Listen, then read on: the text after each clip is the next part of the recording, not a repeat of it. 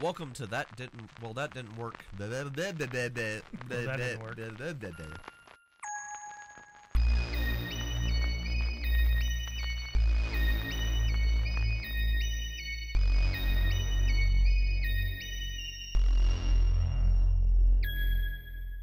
Welcome to Urban Stars. I'm your GM and your host, Percy. And I'm Mike, and I'm playing a Nemoidian by the name of Udell Ilvi. I'm Daniel. I'm playing a human by the name of Caltane. Howdy, I'm Rick, and I'll be playing a Verpine named Kiklik. And I'm Jason, playing a human named Lukia, also known as Zerial Benassi Dinduptaniel. Welcome back to Urban Stars. Last time we met, the crew finished getting a ship. They're ready for this heist on the rogue moon of Terrace, and it is going to be an exciting next couple of episodes as we begin to wrap this up. But before we get started, I wanted to take you guys back to a little scene that we played during the first story arc. And I'll find a way to edit that in, and we'll chop it into at least the podcast. Mike, if you want to chop it into the video, feel free to. But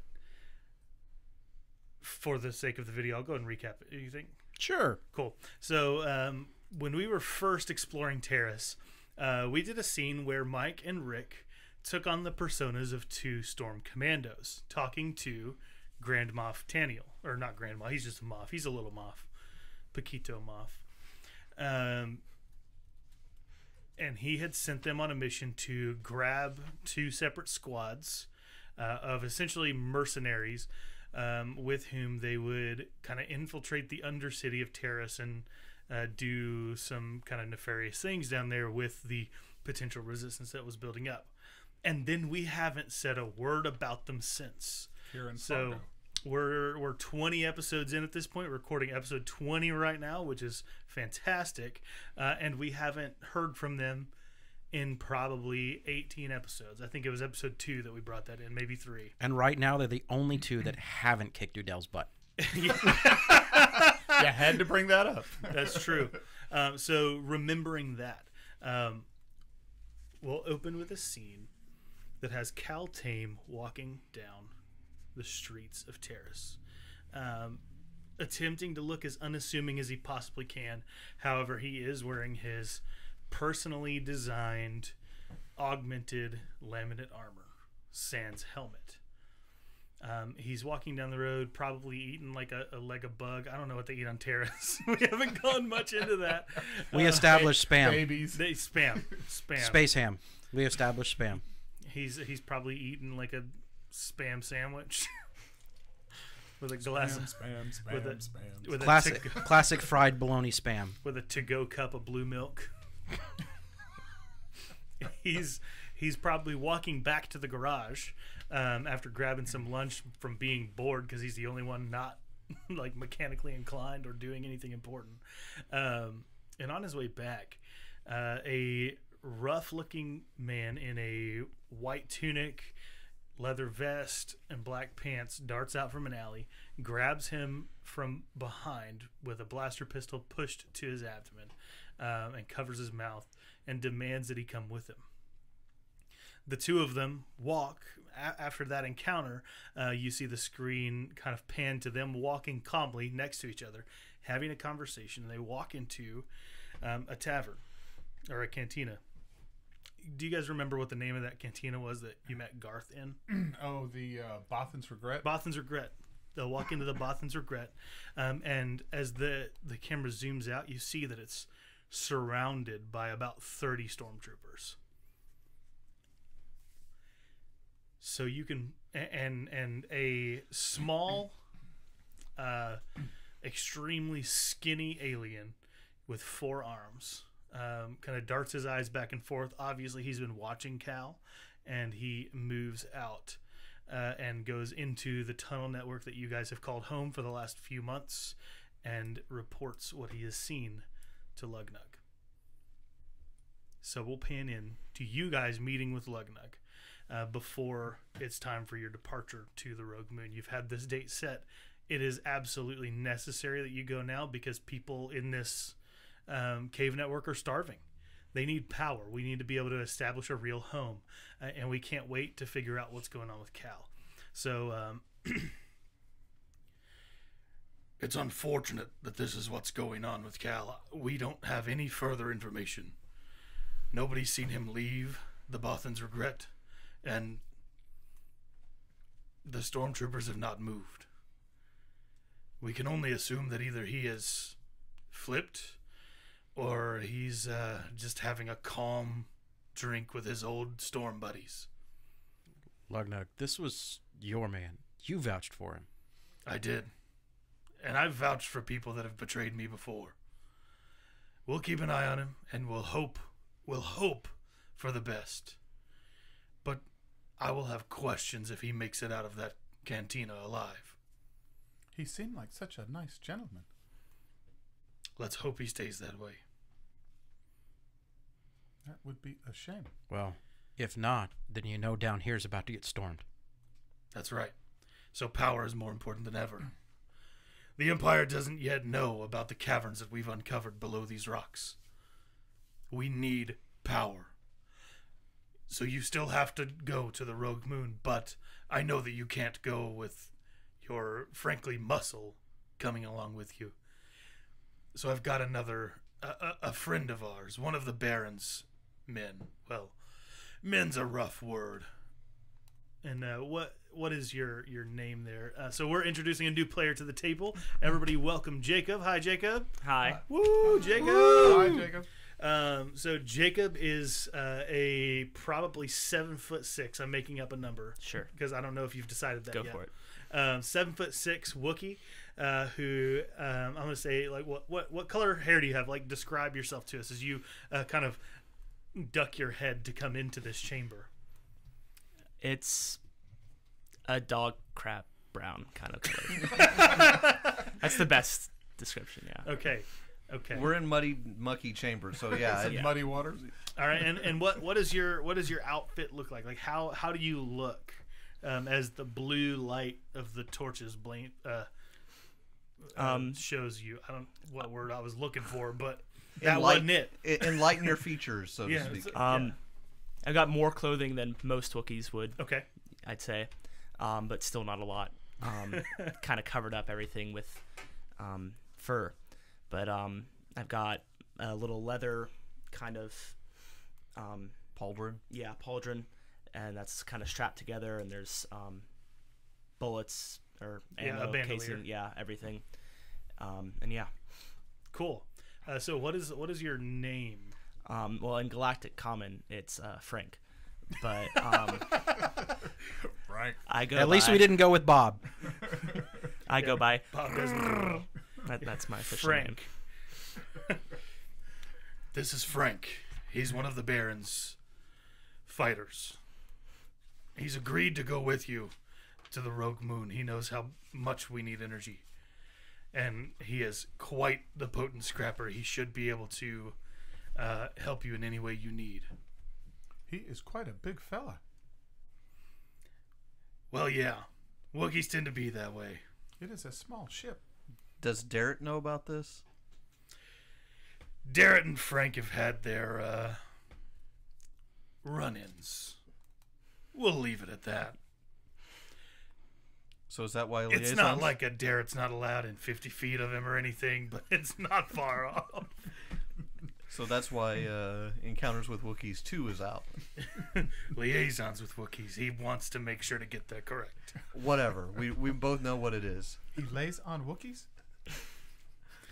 Yes. I see. Over and over and over again. Oh my. The bad memories are coming back. You don't want to get a Wookiee mad. Come on. But what you guys hear is. What is that? That's how they talk. Click. Seriously? You just have to interpret that. We should probably shut up about Derek now. Yes. Yes. Agreed. If you say his name 3 times, he'll show up. How are we to communicate with him? So let's go ahead and make those knowledge checks. I think, Rick, we established before we started recording that you won't be able to understand him initially. Your species is far too closed off to really know No. anything about Wookiees other than they exist. Far be it from you to know any of the language whatsoever. Which what is it? Shriwook. Could I rig up a translator? Maybe once you know how to translate. Well, there'd be files, I would think, but we're in a pretty Yeah, primitive you're area. kind of in a remote area. Right My now. Wookiee's rusty. Either I told him to go to heck, or So, I said hello. So I go don't ahead know. and make those knowledge checks. Lukia, yours is going to be average, and it'll be knowledge xenology, of course. I don't think either of you have knowledge skills in any shape or form. I do. Yeah. Oh, okay, cool. Wow, I did not expect that. Udell, yours is going to be hard. Just because of your I don't have it in backgrounds. zoology, but I It's do have Underworld. it. Underworld Yeah. and education for me. Oh, I likey.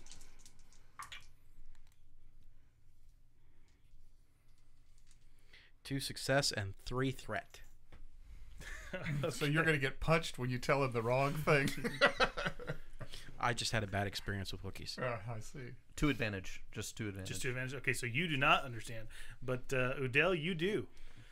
You are fairly well versed in Shriwook, at least in hearing it, but speaking it, not so much. You got to cheat him somehow. Well, I like my 2 advantage to be more. I understand like tonality, so I don't know You can exactly. tell when he's mad or Yeah, that's what I would like my advantage to more or When I less. rip your arms that's off. that's fine. My last Wookiee encounter almost ended up with me with no arms. That's fair. All right. So,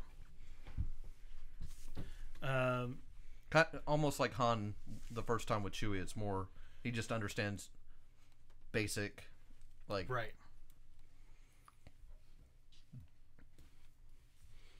So your name is Frank? Yes. It's my maiden or my maiden Given name. given name, maiden name. Yes. My maiden name. It's my yes, maiden it's name. my maiden I'm married to Garrett. He and I have a thing. Wow, we just went sideways.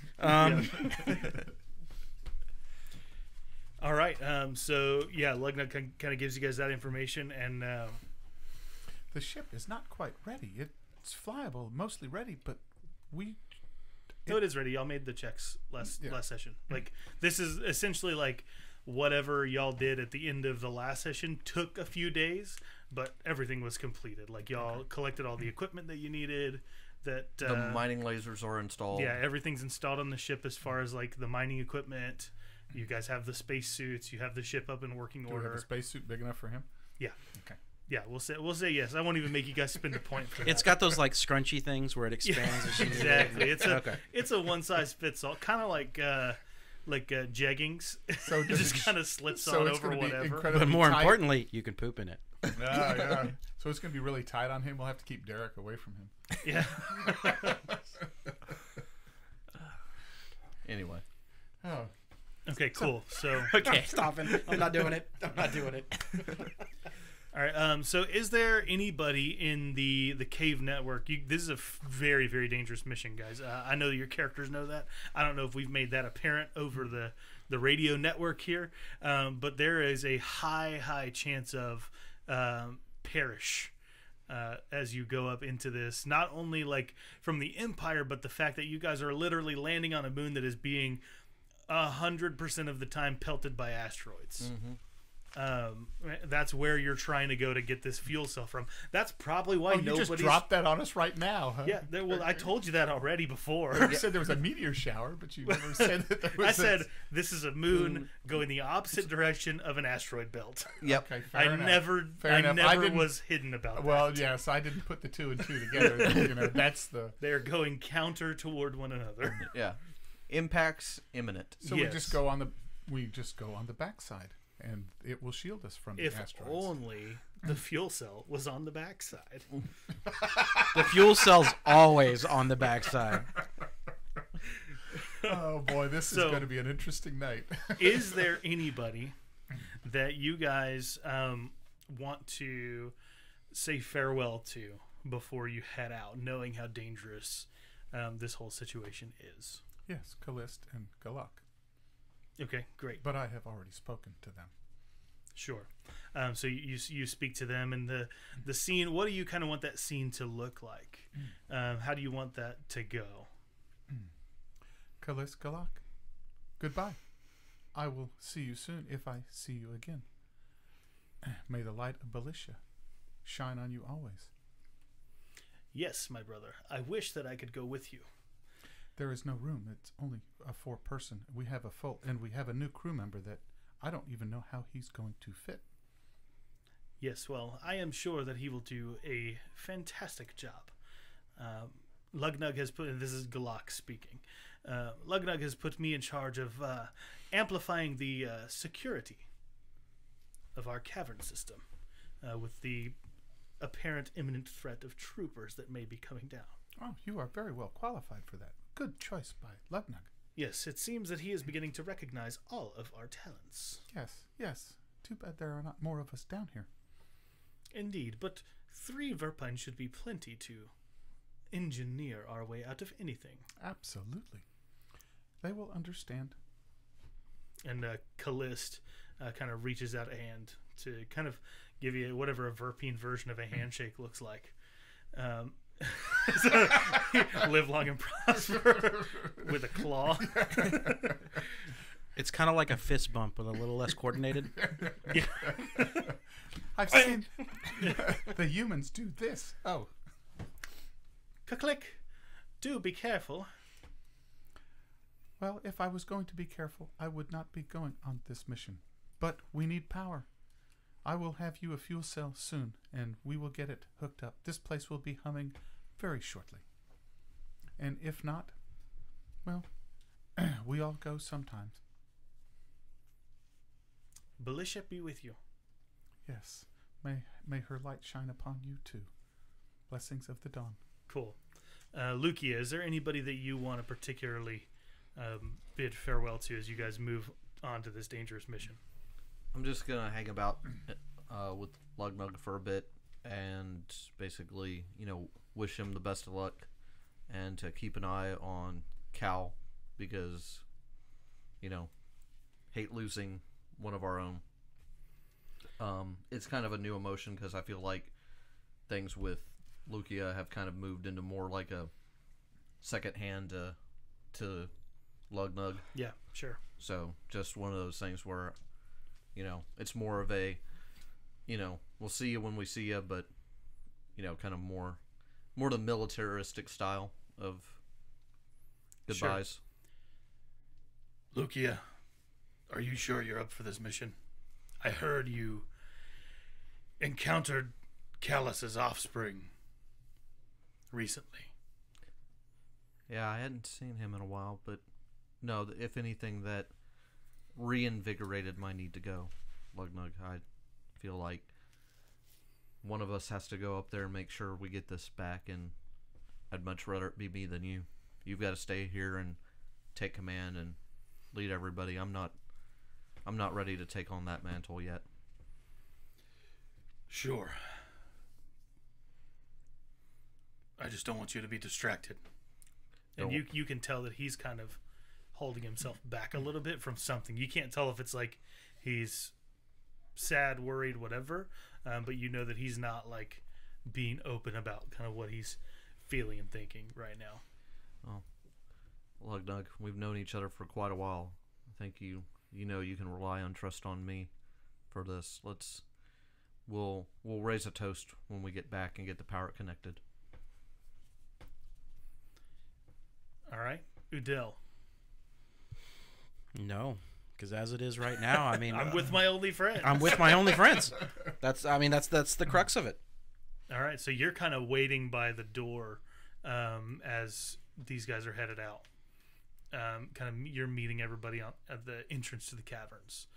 Maybe just even leaning against the wall. Where's Derek? Where's Derek? Are you asking so that you can dodge him or so that you can speak with him? Just general knowledge. He's lurking.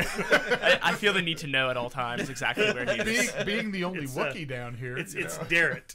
Derek. Yeah. Because it sounds like ferret and he's a drawl. So is he a southern drawl? No. I think you know what he sounds like. So Frank, I'm actually going to have you have a brief conversation with the Baron. Okay. Because he is your captain. You're the leader of your kind of rebel gang. Leading up to, just background for you, in case you haven't listened. I don't know if you listened to us or not. But basically the way that the rebel cells were initially set up was these pit fighters were all connected to one pit boss who, like, they had essentially gladiatorial battles with each other. And in the process of that, these pit bosses were training up higher ranking members of their pit crews or their pit fighters to be rebels against the Empire. So at some point in the recent past, actually about 2 years ago, so not that recently, the pit crews got found out. There was a pit boss named Empirico who kind of ruined everything for everybody, and it wound up forcing all of the other pit crews further underground. The Baron has aligned himself with Lugnug, and so you guys are occupying the same space in these caverns, but the other pit crews, y'all don't actually know much about where they are right now. This is by far the strongest form of the resistance left on Terrace, and it's only at about 35 to 50 people. That's because we have Verpines. That's right. So you're with the Baron, and he is a muscular individual, bald, glorious mustache, and an eye patch. He wears a kind of like your outfit a little bit. He wears a pauldron into a like a one shoulder vest. So the other, his right arm is entirely uncovered, and he wears tight leathers adorned with many types of weapons. So he's got pistols. He's got a How tight? kind of a light stick, very very tight, Okay. uncomfortably tight. For anybody but him. He knows how to work it. Okay. He's a demolitionist, right? What race is he? Yeah, he's a demolitionist. He's human. He's human. Okay. Yeah, he's human. No, he's a bald Wookiee. I know. It's like He's a Wookiee that's been shaved down to the mustache. a new look. You know? Now that would be. I wonder what they look like. I would like to see some artwork of this. Well, you've probably created that. You've spoken it into existence. They've probably got like mottled gray skin with covered in like veins and boils. And for all you listeners out there, this is now a challenge. Go out to the internet and see if you can find a shaven, bald Wookiee. Don't. Yeah, please do. Send us pictures. Please, gosh, do. If someone's made that, then they've made other things too. Exactly, which is why we need to leave this topic alone. So you walk into the Baron's chamber, and like many other areas of this cave, it's alight with blue dim light. He's sitting at kind of a makeshift desk area where he's been drawing out some battle plans, and he's kind of taken it upon himself to be in charge of like emergency preparedness of the overall group, while Lugnug is kind of in charge of fortifying and ensuring safety among all the members. And so that's kind of how they've divided the power a little bit. And so he looks up as you enter. Well, Frank, it is good to see that you are melding well with Lugnug's crew. Yeah. You're All right. Tell me, Frank, are you what do you think of the three that you're being sent with? They're better than Darrett, so Well, anything is better than that furball for you. Although his book is quite good, I think you should give it a read.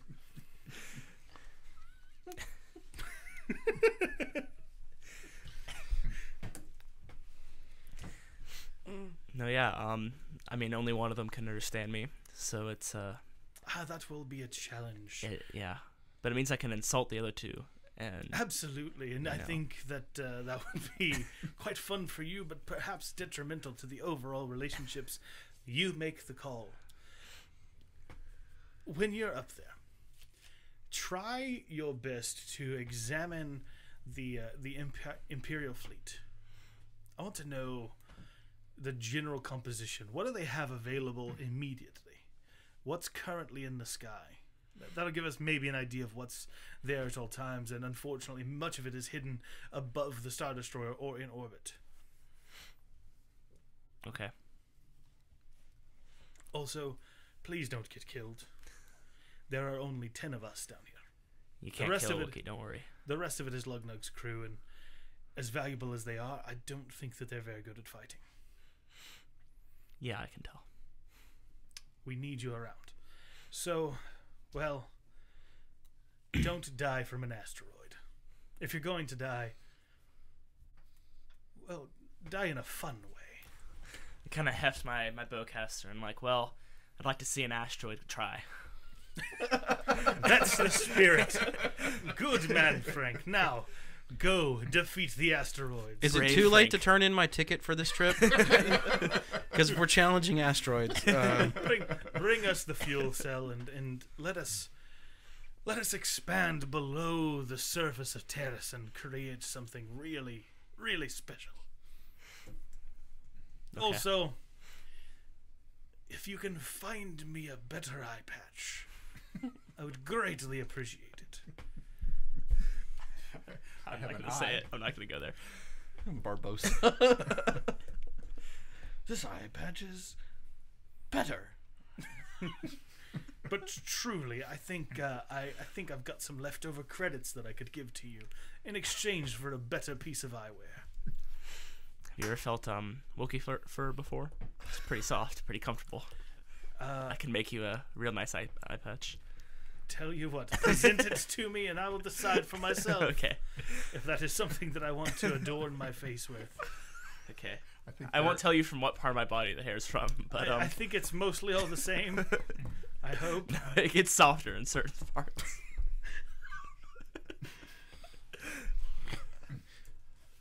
And at the end of that scene, should have done yours first. It shows Udell kind of leaning against the cave wall, the bright suns of Terrace shining through that entrance, giving him quite the show-offy silhouette. Are you still wearing like the scarf, like you're still following Darrett's fashion advice, or are you back in your normal accoutrement? I'm back in my normal accoutrement. Okay.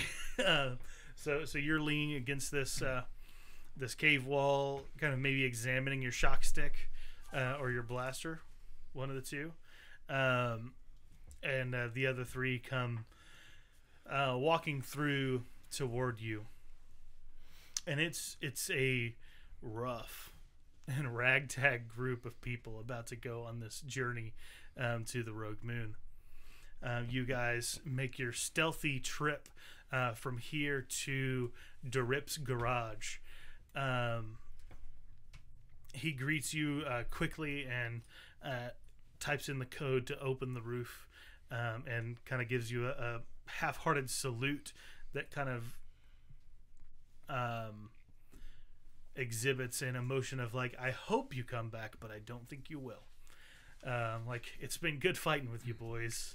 Go on your weird kamikaze asteroid mission. And that's kind of the general feel you get from Durip as you guys enter the ship, as small as it is, and prepare to take off. This will be fun. I have not flown in quite a while. Well, I'm getting the feeling that nobody thinks we can pull this off. They do not know what we are capable of. No doubt when we come back, the moon will have assaulted you in some way. Either that or you're going to bring down the wall. I did not bring down the wall. Guys, leave that old argument to bed. Let's just get out of here. All right, so click, you hit all the buttons and twirl all the knobs and crank up the throttle, and you guys take off, exiting into the atmosphere of Terrace. The camera pans behind the ship as the heat from the thrusters kind of blurs the vision of the camera, showing kind of an effect of leaving an old Terrace behind. There's like a feeling of transformation that's kind of coming about here as you guys really take your first steps as a resistance to solidifying your foothold. You finally begin to make contacts. You met with George the Junker, who in some shape or form is for the rebellion. You met with Sindel Looney, the bureaucrat turned humanitarian who, through the acts of the Empire, as well as kind of seeing how Udil, although he did lie, wanted to help people. She seems to be undergoing a transformation, and you reflect on the kinds of good transformations you've seen, as well as the negative. Hans's casino and him basically being taken under by the axe of Empirico. You see the return of Antonio Callis and what that means, like what it means to have a non-Navy Empire person here. Like, you've heard of the ISB, but you've never seen one, and you know that generally when people see them, they don't survive. And the impact of that being on Terrace. You think of Cal Tame, your comrade, who you've known for at least a year now, who is in the possession, at least, of the Storm Commandos on Terrace. And the ship heats up as you're attempting to exit atmosphere, and you hear over the comms a voice. This is Orbital Checkpoint 681. Whose ship am I addressing? It would be better if Click was not the one talking here. I got it. or Frank.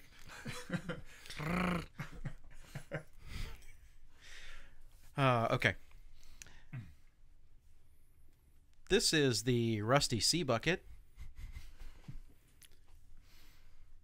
I have clearance codes for approach to the moon for a mining exploration operation.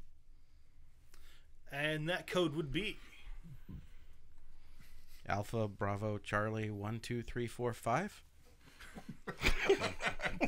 I bet you're great with passwords. So let's back that up. And your 6-digit code would be Alpha Bravo Charlie 1 2 3 4. That's 7. I think you've got an extra number there, friend. Oh, you're absolutely correct. The A isn't supposed to be there, so it's Bravo Charlie 1 2 3 4. It's a silent A. The A is silent. Can you? I'm not seeing your code here. What's the? How long ago did you receive your paperwork? This was a matter of just a few days ago. Well, that's very strange. Yeah, that's probably why I don't see it in my system just yet. Usually that's put in before we send out those codes. Would you like me to transmit it to you? That might help. It would be helpful if you knew the name of the person who pushed you through. Let's see. I believe it was a young lady by the name of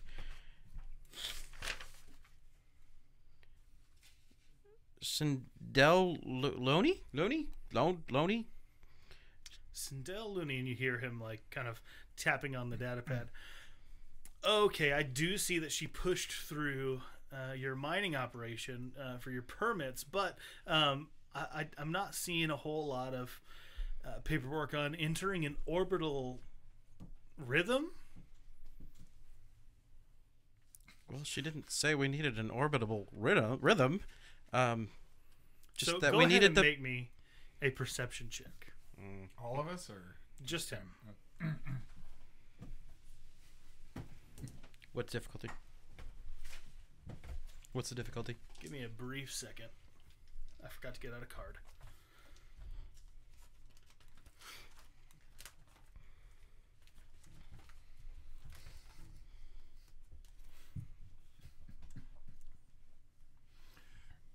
is this where we get out the heavy weapons? No. Not just yet. And I want to say we had. No, this Means is where we of lie. We lie a lot. That's well, why that, you're doing that, it. and I believe in our checklist we had codes for this, but that's just. Oh, you me. no, you do. You 100% do. Don't worry. The Empire isn't caring about you right now. The check is going to be 3 reds, buddy. I would like to upgrade. All right. Gee, I know. what could go wrong? No despairs here. Is that a triumph I see? Yes, it is. All right. That was 2 threats. Let's see if it's enough. I'm trying to get out of the way of my mic and still be able to talk here. So that's good. Those cancel all of that. I still am left with 1 success and 1 threat. Wow. Okay. And a triumph, sorry. And a triumph. Yeah. So wow, you were rolling against a deception. There is no orbital checkpoint. Why would they need an orbital checkpoint? So you don't know necessarily who it is that's contacting you, but you do know that it's not the Empire for sure. What would you like your triumph to be? It has to do with your perception. I would like to have the signal. I would like to be able to kind of backtrack that signal. Would I? Okay, because I'll be listening to this too, and I think you could give an upgrade to click to do that. Okay. But I don't think that automatically like backtracking the signal would be something you could do. You could perhaps get a feel for the alien race. You could get a feel for like you could maybe see a ship in the distance. Somebody that could contact you through short range comms or something. That would be like a triumph from your perception. But if you want to be able to use it to help hack, then maybe you'd have what to makes pass it. most sense there is the signal strength is what I recognize. Is that the signal strength is not what would be coming from planet side. Okay, great. Yeah. So I'll say you can sense that it's a very short range radio signal. It's not coming from, like you can see on the sensors for the radio, that it's not coming from any great distance. It's coming from really close by. And I'll let that be an upgrade mechanically. Okay. You get that, but then mechanically it's an upgrade to kind of gather more information about it. How do you communicate that to your crew? Well, first I shut the comms off. You mute. And here's something. If I'm listening to all this, because I would be experienced with orbital with basically the chatter goes on between a ship docking and leaving, I would think I would be rolling a perception too. Of course, we've already succeeded, so I don't want to go back and do that because Sure. despair. Basically, I'll just go over our intercom and turn around and say, this transmission that we're getting for code clearance is not coming planet side. No, I have never heard of the things that they are discussing. So this is very unusual chatter. Any ideas what we should do with them? Somebody is Rip their arms off. somebody is paying attention to us that may or may not be a good thing. Generally, I would say it's not a good thing. All right. So I'd be. So what would I use? Knowledge or what would I use to Computers. try to investigate this signal as to if I could, Computers. just computers? Yeah, you guys have like an onboard system that can read and determine radio waves and things Well, there like that. is not a computers. Yes, there Yeah, is. there is. It You have Okay. 2 ranks in it, my friend. I do. Actually, I'm glad I took some of those Yeah. computers. You So- actually took an entire specialization In with the Slicer, express purpose of doing computer stuff. I think that's why Udell Okay. pushed for that. So I can complete it in 25% of the time. Code breakers. All right. So how hard is the check? The check. What are you trying to do? I'm trying to determine. I'm trying to determine if it's an imperial. Well, he's already told you it's not. It's not imperial. Okay. So I would be trying to determine one if I believe it's shipborne or land-based signal, and if I can get any kind of read from what direction it's coming from. Sure. So I'll definitely give you the direction. He already knows it's not planet side. Okay. He's already said like it's very close to where you guys are now.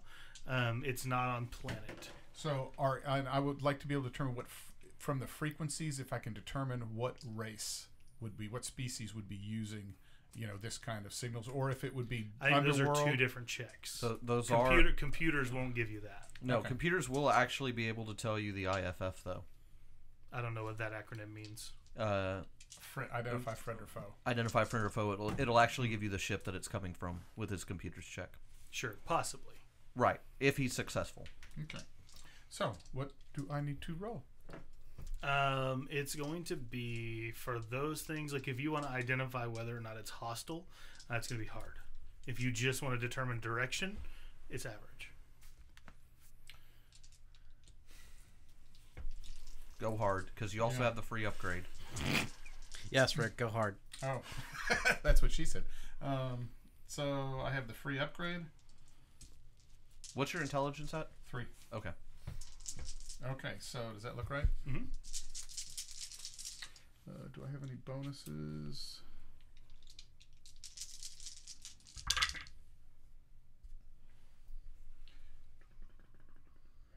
I am successful with 2 threat. All right. How many successes? 1 success. Okay. So yeah, you definitely know kind of the direction they're in and how far away. So they are at like a ship medium range, and they are kind of, you're going directly toward them. They're kind of in between you guys and the moon. They're in between us and the moon. Yes. Okay. Now we were, if I am not mistaken, now were we told this in game or out of game knowledge that somebody else is interested in this? In game. In game, if I'm not mistaken. But that was like in the mining permits. Okay. Wasn't someone else getting permits for this moon also? At one point in time, yes, but I don't know if she pushed them through or if they're just trying to use our credentials. So how about I hit them back and ask them for their Imperial operating number? And I will listen. Okay. So I'll click back on the comms on their channel and Imperial Station. This is the Rusty Sea Bucket. What is your operating number, so that we can make sure that we have any future communications taken care of if there are any issues with the permits going forward and clarification thereof. You don't hear anything for a little while, and it takes about 40 seconds for any noise to come over the comm. And it sounds like whoever this is just finished laughing. Like they're not disguising it super well. And they say, oh, well, Imperial Identification Code, let me, SF2487. And you guys, by the way, are still barely, like you're currently pushing through atmosphere. There's not really any slowing down on that as you ascend through the atmospheres of the planet. And so you push through as he kind of finishes this. You burst through the final like scape of glass or gas, not glass, into open space. And as you do, you see a small ship that looks similar to an X-wing. But it's got 2 balls on the side of it instead of the S-foils. And those balls rocket off of the ship toward you guys, kind of in a rolling motion. And as they're rolling toward you, you see...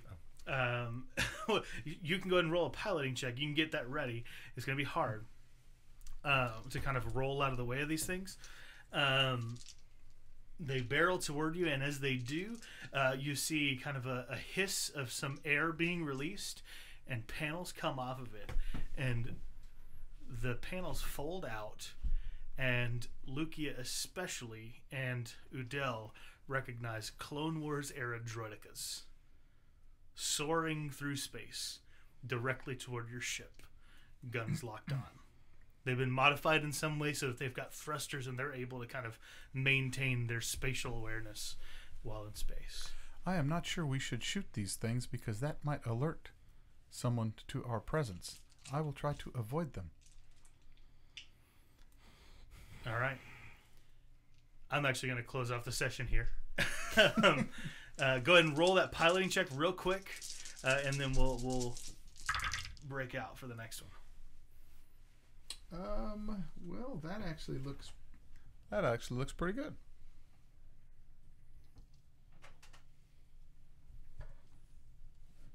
Let's see, we'll take that off and we'll convert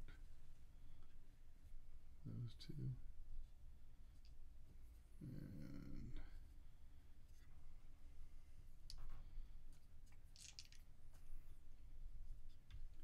all right, 3 success. 3 successes. Okay. They open up a volley on your ship, and you're able to kind of barrel roll it out of the way, or aileron. It's not really a barrel roll. out of the way, so that none of the blaster bolts hit you, and you see them kind of fizzle out as they enter the atmosphere behind you. Of course, you're still going very fast. It's not like you're like doing this battle on the edge of the atmosphere. You'll have plenty of room to maneuver around. But we will go ahead and end the session there. Thanks so much for listening, everybody. We hope that you're enjoying Frank the Wookiee so far, and keep on adventuring.